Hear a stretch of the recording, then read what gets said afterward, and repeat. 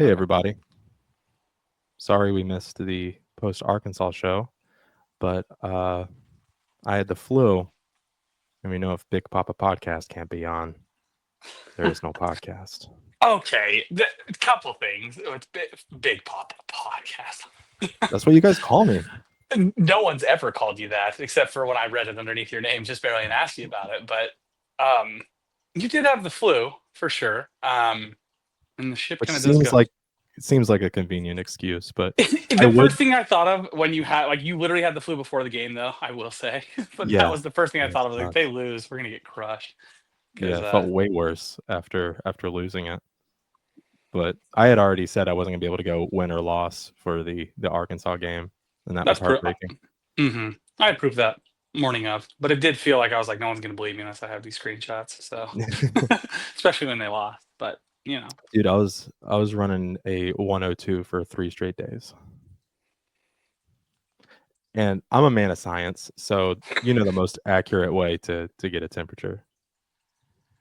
internally, I would imagine. So Do you have like live readings throughout the day, or no, I mean it just got to be like to the point where it's just like the only time where I didn't feel sick was when I was taking my temperature. I Now so my fever, thank the Lord, my fever has broken since. But but just to are be you still extra keeping careful, the? just to be extra careful, I got to monitor it. I My mean, wife's asking where the thermometer is. Told her to lay collecting off. data. You're collecting data. I mean, I don't Yeah, know how much more you need, but she needs to get off my back. Quit asking me where the thermometer is. you might My find it if wife, she does. Crazy. it's mine now. I think that legally makes something your property.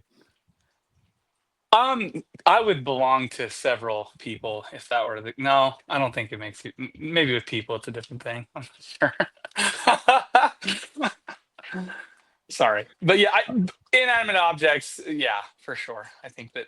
I mean, it does. It animates when it tells you your temperature's high, I guess. So long story short, sorry we missed the Arkansas game. I wish Let's we do a could have missed show. it for real. Let's do it. Stinky. It's the Catechin. This sucks, man. This sucks. Guys, how are you feeling? It sucks. Losing sucks. I shit. I don't know. I mean, it's part of it, right? The downs and the lows. You don't have the real high highs without times like this. I mean, it blows, but I think we'll get past it and we'll figure it out. There's a lot of basketball to be played. Yeah, not great here either. I'm not one that reads into a couple losses in the regular season as far as what that means for postseason potential, but woof, these last couple didn't feel great. That Arkansas game, the lead up to it, it reminds me like, boy, do I love sowing. I will But man, sow. But that it's the reaping where it was just like, oh, I don't much care for this. shit. I don't want to Yeah. have to face this one, but It does seem like, because I mean we know Cal will typically do this. He'll just he'll just pull one out of his bag in February, and he'll beat a good team in February on the road, and it was us. And just, it honestly, was. looking back, we should have seen it coming, because this was going to be the Ah. motivated Calipari, and those guys were going to come and play hard for him and not let their coach get shown up. I wish ours had done the same. I Where did say that would happen back in April, but that was before Pope was hired, and I thought I'd cleared that. But that was like one of the first things I said when Calipari left, and I went. I'll be honest, like dirty deleting. I went and deleted that out of the burner. I did take a screenshot for posterity, but yeah, damn it, what a game! What a break from the mold, huh? For a Cal team to go 13-25 from three. Yeesh, what a bad day of basketball that was. well, Just in and general. we knew Z was capable of it because we saw it in the Georgia game last year. But Yep. when has Adu ever played like that for us, or DJ Wagner really? I mean, DJ was terrible most of the year last year. He Yeah. he had a couple decent games. So of course those three guys turned it on and played pretty well. If it was against anyone else, I'd be happy for them. Against us, not so much. We could not keep anybody in front of DJ Wagner the entire game. I mean, and you want to say like, well, if you have Lamont Butler out there, it's a different story. They're down Boogie Fland. I think they've been playing better without Boogie, though. Whereas the we've Ewing really, effect. really been struggling without Lamont. Well, we're I'm down not sure Kerr, why too. that is. Down Kerr. Right, and Lamont. right. That's the thing of this that's huge is like it's not just your starter, 25 to 30 minutes of starter point guard minutes a night you're missing what should be your entirety of your point guard minutes between the two of those guys, essentially, with some spot minutes, maybe with Jackson when some guys are in foul trouble, whatever, right? But that's and again, I'm not look, do I know that would make the difference? Not necessarily. I mean, everyone plays it. Like you said, they're missing who are they missing again? What's his name? Boogie Flan? Fland. Yeah. Boogie Fland. Yeah, it's a huge loss. Louisville's down a few guys. I mean, everybody's missing somebody, right? But what I think is hurtful in this case is that we're missing both of the same position. Right. And in basketball, that is a big deal. If they were missing, even God forbid, Amari and Butler. If you've got Kerr, you've got guys that can plug into those. Because when you've got both point guards out, everyone shifts over two spots, right? And everyone's kind of playing out of position. It's not we're getting worked. We need to play better basketball, like flat out. I'm not going to blow smoke and say we're playing good basketball, like to keep your heads up. But they know they got to play better basketball. This isn't acceptable for where they're at, and they know that. You think the guy that played here doesn't know what the standard is? Come on, he does. They'll get there. It's just. I do wish we'd been able to play Amari a little bit more because he was kind of feasting. Didn't really matter who they had in, but especially against Z, he was 9 for 13 in the game, 22 points. I don't know if it's a conditioning issue. I mean, but and then sometimes Brennan Garrison has played really well. This wasn't one of those games. Garrison had 2 points, 3 boards, 2 assists. Amari had 22 points, 11 boards. But we still were, I mean, we were 25-15 on the minutes. I'd love if that could have been 35-5, What was the foul situation? He had 3 in attack, right? Like, yeah, he had 3 in attack, but it didn't feel like that was a real limiting factor. Sometimes he picks I up didn't too think so early, either. sits for a big chunk. I never was sitting there thinking, oh yeah, of course he's on the bench because of the foul situation. So I don't know. But he really was getting whatever he wanted and seemed at times like he was the only person that was. Robinson played pretty well too. Had 20 points, shot well. But man, Amari was just cooking for a while, and it would have been great if we could have gone to him over and over again all game long. That's the shame about these two losses is that Amari deserved the win on both of these games because the Arkansas game seemed like his breakout, and then he follows it up with a triple-double. So, yeah, like Amari Williams has arrived. Get well soon, Lamont Butler. And then now I'm feeling great about this team because if we can get back healthy again, we've now have – I mean, going into conference play was – hey, what's going on with Amari Williams? At least that was the narrative around the team, and now Amari's here, and we're a little bit beat up. Well, and what's the plan if we don't get it? Oh, go ahead, Ben. Sorry. I'm not going to sit here and say like I have in the other losses. Well, there's a lot of positives to take away because that gets old very quickly. But it does feel like Jackson is playing the best he's played all season. Amari, same deal. So like Jared said, if Lamont comes back, maybe if Kerr comes back, and we can pick up where we left off with them, and still have Jackson and Amari playing as well as they have been recently, that's awesome. Double for Amari, Arkansas, triple-double, Ole Miss. Jackson's games in 2025, 14 points, 27, 22, 11, 11, 17, 20, 18. I mean, he hasn't had a bad offensive game this year. So if he's figured it out and can keep that rolling, Amari, the same deal. I do feel really good when we get our guys back, assuming we do. But man, it really is brutal for the time being. The defense is a problem. Defense is concerning. It looks like we during the Ole Miss game. I don't mean to skip all around. I mean, it was No, happening you're during the fine. Arkansas game too. We were just losing guys on the perimeter. Like, why couldn't we just keep somebody on Big Z? We're dropping down, or there's two guys on the perimeter, and the other team circling the ball around, and we have two guys drop at the same time, and they just leave the No, guy that holding the was ball wide open. brutal Uh, last night. That was awful. So that was what I was going to say. Is last night it was a little, against Ole Miss, it's a lot different because I felt like what happened kind of against Arkansas is like that was by design. Like literally, Coach Cal said at times like, "Don't shoot this shot. Don't have guys." So when a guy's had a reputation for, it's probably what happened to Lane Kiffin when Mark Stoops dialed up a play for once and they won the game. He said, "Shit, I didn't think he'd ever do that." Right? Yeah. Kind of similar feel, right? Like, okay, well, shoot. All right.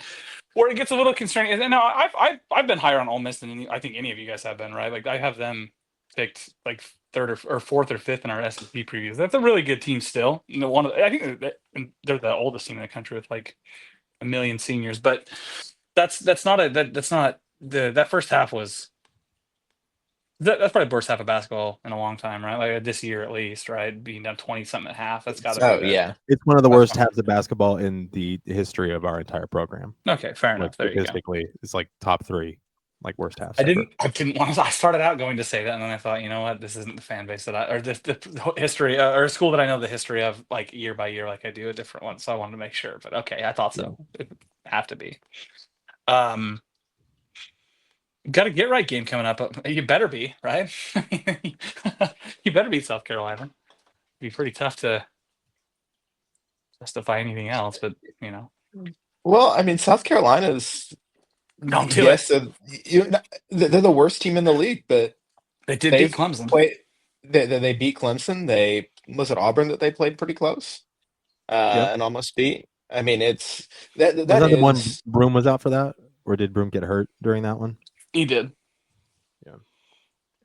Uh, I think. Anyways, Alabama beat them pretty well, but I mean they have lost a bunch in a row. Really just every game since conference play started, I guess. Um, but it's not like they've been blown out. I mean, they're a decent. They were 1 point away from beating Florida. I mean, it's damn. Oh yeah, Florida had that's that crazy comeback that game. I think we were watching that one at the same time. that's the they went to overtime against Mississippi State, who we know is pretty good. 4 points away from A&M. Okay, I yeah, mean, better come to play. Better it's come to play. it's yeah, right. And it's I mean, we can shit on them and say worst team in the league, but the league is great, and Tell you, South Carolina is not a bad team. It's not going to be a good loss if we lose, but South it'll be Carolina a is not a bad horrendous team. loss. No. But do you kind of feel like Arkansas beat you twice? Because that's what I mean. Nothing away from Ole Miss, but that first half was so bad. It almost kind of feels like that Arkansas game might have lingered a little bit on the boys' minds. It was Ole Miss was just a terrible matchup for us with how we are right now. Sure, and I just don't know that even a terrible matchup should have you down 23 in the first half, I guess, against anybody. But Sure. it's like, you remember when Boise State beat Virginia Tech in football a few years ago, and then Virginia Tech proceeded to lose to James Madison the week after. It's like Boise beat them twice. Not saying Ole Miss is Virginia Tech, James Madison, but it also felt like it was not competitive from the jump. Like it really just felt like out the gates we were just getting our asses kicked, and it was going to be that. I mean, it came back a little bit in the second half, but Yeah, to some extent, I think that might be true, but I also think that sort of undersells Ole Miss a little bit. Like maybe in the first half, sure. In the first half, we played terribly, and the score showed it. In the second half, we played well. Yeah. Our offense was, I mean, we made up a ton of that ground. Our offense was cooking for a little bit. Good adjustments. The thing that was really frustrating was we also started playing defense pretty well. I mean, Jackson had a couple just awesome defensive possessions. We had a couple times where he had them down, shot clock running out, and they'd heave something up and it'd go in. Yeah. Or I mean, it was magnet in the rim. It just absolutely couldn't miss. Terrible contested free throw line jumper swish. Just and it, maybe some of that is you let them get hot in the first half. They feel the momentum. Basket gets a little wider for them. I don't know, but you can almost take getting scored on like that when you're playing poorly. But when you're trying to come back and you're playing really, really well, and it's just not working for you. Yeah. No matter, no, I mean, what do you do? I liked the way they came out in the second half of the Ole Miss game. Well, I didn't like initially how we came out in the second half. Right, yeah. It was First play more of the same.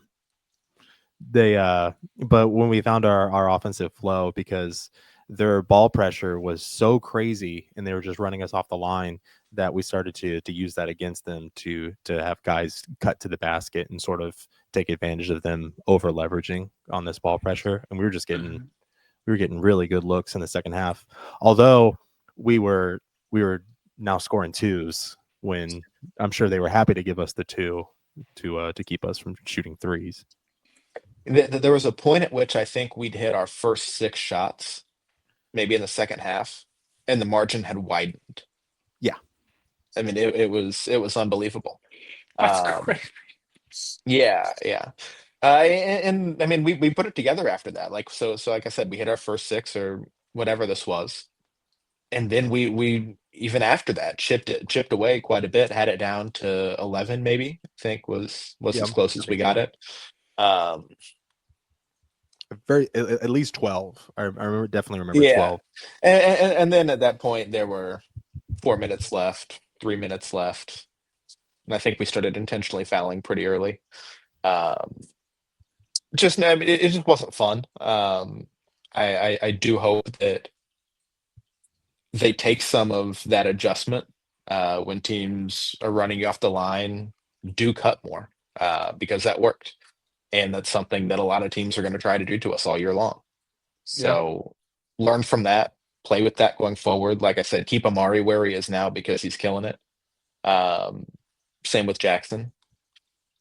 Maybe have a different game from Ansley and Trent Noah. I think we had a 15 trillion and a 13 trillion, which isn't great. So funny. I don't think Carr's back all the way yet, but he at least made his shots and got some rebounds yesterday versus the Arkansas game where he still continued to struggle, played a bunch of minutes, let's see what he have. Had 3 points, 1 of 4 in Arkansas game, had 10 points, 3 of 3 last night. So that's encouraging, I guess. OA played great again. I think he was the beneficiary of a lot of those cuts in the second half. Yeah. 24 points last night. What stinks about this is that the losses are starting to add up, and it feels like everyone's kind of like piling it on Pope. I do think that the Arkansas loss is a bad look. Like, it is. He's got to wear that one. Ole Miss, I feel like that one we were destined to lose that one. I mean, we probably weren't even the favorite going into that. Even if we were healthy, we're probably not the favorite. Like, that's a good team on the road. And just stylistically a matchup that does not favor us. But I don't like that people are online saying like, oh, it might not be it for like Pope, which is insane, because as long as we're ranked, or ranked in the top 15, while people were still saying this, like, dude, he's not going anywhere. He's not going to, period. Like, expect? Bro, it's the best conference. How often are we going to talk about how good the SEC is, and then like be shocked Pikachu face when a team without their top 2 point guards loses a few games in said conference? Right. Like, oh my God. Like he's not happy right now either. You know, busting up chairs at halftime apparently. But it's going to come around. We're going to get guys back. Like, the season, if anything, honestly, it kind of in a way makes me a little excited. Like, what do you have to lose now, right? Like, it's not this top 5 ranking from beating Duke in the preseason. Like, we're one of the last undefeated teams at one point, right? And now, you lose 4 to 5. Just go out there and play basketball and just see where it lands. You're going to get the SEC tournament. You're going to get in the tournament. You're going to have a chance when these dudes maybe get all healthy. This is a team. I'm not even going to say it, but this is a team that could do some damage in March. I'm not going to say what they're designed or constructed for, because that's not what I'm going to say. But they're a team that could do some damage in March. How about that? The people that are questioning whether Pope is the guy at this point are crazy. They already were prior to. Yeah, well, sure, but I sent someone a screenshot of Alabama's first season with Nate Oates. Nate Oates, I think we can all agree, great coach. People wanted him here. Some people still want him here.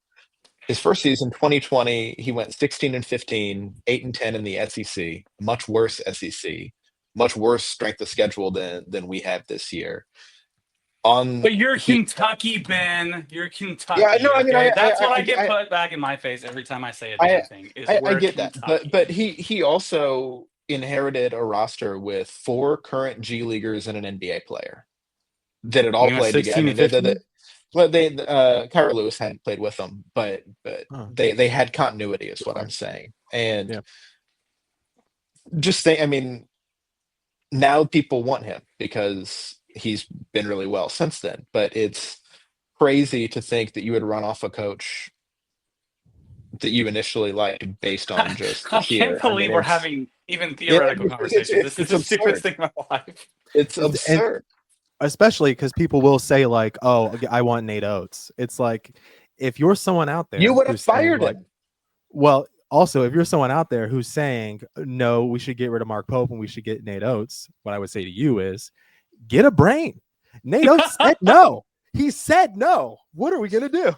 Well, and also, dude, like this is what doesn't make sense to me. Like you would be hard pressed to find anyone that would think that Duke or Auburn are not the 2 best teams in the country right now, right? Sure. When healthy, we went toes. I saw it with my own 2 eyes. I was 35 feet away when we won that game. Okay, not brag. And not no, no. Shout out to what was that app called that we got those tickets from? Game Time. Game Time. Yeah, there you go. You brought us from the rafters to the court, right there. Point is when healthy and when things, seasons have ups and downs, man. Like you don't, and a lot of times the downs feel a lot worse, but like the reason it feels like it's the whole reason we like sports, right? Like you're not going to get 38-1 is one of your least favorite seasons, is it not? Like that season 38-1. I don't know that I would say that it's one of my least favorite seasons. I would bet Jared would say that, and I bet almost anyone else who's not a positive person all the time would say they hate that season. I mean, for the most part. You told me a good chunk of you died that day. I don't want to hear anything other than that season's not one of your favorites. Okay. No, I mean it was one of my favorite seasons. It's the most heartbroken I've ever been after like it's top 3 heartbroken I've been after a loss. Point is that's the reason. Like the heartbreaks are going to be there, but there's also like there's a lot of good still going to come from this season. Like you'll be like it's not nothing's changed. If okay, now if our 2 point guards are out like for the rest of the year, I might want to have a different conversation right now. Sure. I might not tell you that there's going to be much to look forward to in March if we don't get because okay, what if, because there's rumor that Kerr is attempting to get a medical redshirt, and if I don't know any specifics, but if Lamont's injury is worse, I mean Pope did say if we get him back, I mean it could have been a slip, but he did say if/when we get him back. What happens then? If we don't get those 2 guys back, what do we expect the rest of the year? Is it kind of just anything would be icing at this point, or what? Just have some fun, man. What does that look like to you? Because I'm not having fun right now. No, that's the thing. Like we beat Tennessee without them, so like we can beat teams that are good. Of course, I you know how I feel about it. I'm mostly like saying what people are saying to me, like, and I want to see what your thoughts are, like, because I think that what was it, less than a week ago they beat Tennessee, a week and a half, like on the road. There you go. But God forbid, you lose. They have lost 4 or 5. I'm not trying to say it's like not a thing. It is. Arkansas and Vanderbilt really are exponential multipliers in the PR black eye. This little trend has been. You win those 2 games, I think we're having a much different conversation right now than we're having. I do think one thing we suffer here is that people still think of Vanderbilt as Vanderbilt, despite them playing pretty well. And that's the thing. People want to compare this to especially a lot of like early Cal seasons. Well, the SEC was dog shit then. Of course we didn't lose games. The SEC was terrible at the time. It's incredible how this league has developed in the last decade or so. I mean, it used to be Kentucky and sometimes Florida. That is weird. And people talked about the rest of the league in the way that we talk about the ACC now. No. It's crazy, actually. You're right. And it's that's why we are everybody's Super Bowl, because for a long time what we did was no matter the season, we came and we beat you. That is okay. And so it was a big deal to beat us, and now we're still great. We still have the brand. I'm not saying that's changed. And a good I'm team. saying the league has absolutely grown up around us, and we can't expect to win every game now in the way that we did then. I know the standard, I agree, but you also have to contextualize this a little bit and realize that you're playing good teams, so whether their name is Vanderbilt or not. It's a super good point, but okay. So the pushback, well, we're Kentucky. It's different. So what is expected every year? Otherwise, they bitch. What's the expectation? What has to happen for it to be a good season? Because this has still been a good season and still will be a good season, in my opinion. What's the bar? They are going to bitch regardless. Okay. Yes, absolutely. Here's the bar for me as a fan. I want to be in the conversation. The national conversation. That's all. I want it to be where I could conceivably fill out a bracket and write Kentucky on there and not have people be like, come on, man. Really? Like what I was doing when I was a kid writing in those last couple of Tubby Smith teams. Yeah, that's what I was doing. I thought Bobby Perry was going to carry us to a championship. UAB, you know? But don't mention UAB. Don't do that. First off, we were a 1 seed that year. Don't you dare. Sorry. Oh, shout out to Joe. I think that's fair. I want to not have to fill out a head bracket and a heart bracket. I think I feel so attacked right now for my brackets every year. I want one bracket. It's simpler that way. And that's the standard I want to hold our team to. And by the way, we're still up to that standard for me. If we get Lamont back, speaking, yes. I'm good. And honestly, if we don't get him back, like I'm not holding that against Pope for losing both of his point guards to injuries. Like, you have to have proper expectations of what you want here. Like, do you want Travis Perry on the team? Okay. Like, do you want Travis? You know, it's just like, well, we could not have Travis Perry and gotten like a third transfer point guard, but like, what are we doing here? You know, and then you just brought up a good point about the SEC and like the perception of it. Because if you think like Louisville's, I just looked up, they're third place in the ACC right now. Clemson's second, and Duke's first, obviously. So 2 of the top 3 teams in the ACC, we beat them. Clemson obviously did get us, but like imagine being in that conference, even with the injuries and everything like that, we're still top of the league. And like okay, before Louisville lost to was it Georgia Tech? Before that, it was like even some of our fans were like, "Oh my God, Todd Kelsey's a god. He's the best thing since sliced bread." Well, first of all, settle down. Okay, relax. But he might be the height of a sliced bread. I don't know. But 2, the league is garbage, dude. We'd be cleaning up in this league with Travis Perry as our starting point guard. Even like no shade to him. I'm just saying the league is incredibly deep and even South Carolina. That's it. South Carolina being the top 5 of the ACC. They would maybe, yeah. Well, they beat Clemson, didn't they? And they played some other teams pretty tough. And it goes Duke, Clemson, Louisville, SMU. Are they better than SMU? Probably. Wake Forest, maybe. Stanford, maybe. I mean, they're there. We'll see. Well, so how about that? South Carolina is the worst team in the SEC. KenPom 76. Mm-hmm. Louisville's next 2 conference games are against number 200 Boston College and number 195 Miami. They've also beat number 110 Virginia, 113 Syracuse, 110 Virginia again, and they play later in the season 160 Virginia Tech. And 129 Cal, which I forgot was a conference game. I mean, it's just insane the difference in the leagues at this point. And people sit there and act like a win is a win and a loss is a loss with no context at all. And that's I would love to submit just not a fair way to look at this. Utah State at 20-3. I would dare say they're a top 3 team in the country. Let's just go off pure wins and loss percentage wise. I'm good. You know what? They got a point. Never mind. You know, they got a point.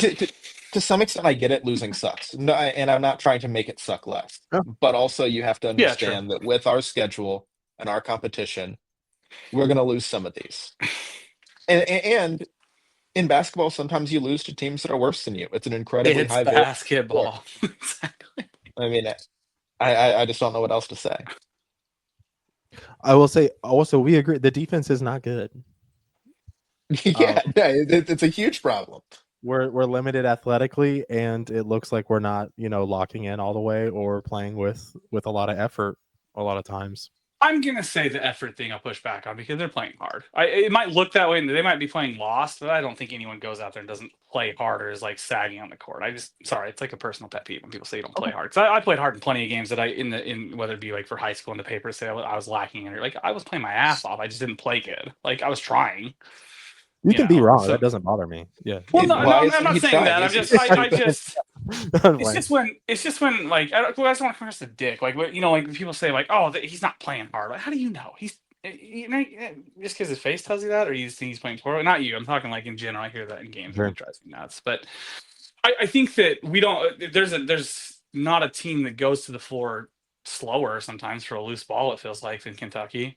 I've heard, the opposite about Utah State, but somebody said for a first place team, they dive on the ground quite a bit, like get on the floor for that kind of stuff. And I honest to God, I'll say that Kentucky does not hustle the ball on loose balls. It doesn't seem that way to me, at least. Or when we turn the ball over, we are not hustling back in transition either. That is a free layup anytime we turn the ball over in transition. Mm-hmm. We just give them the 2 points. We don't do nothing about it. Everything comes from adversity, man. Sometimes Travis Perry will hustle back and foul them, so they actually get 3 points for the layup.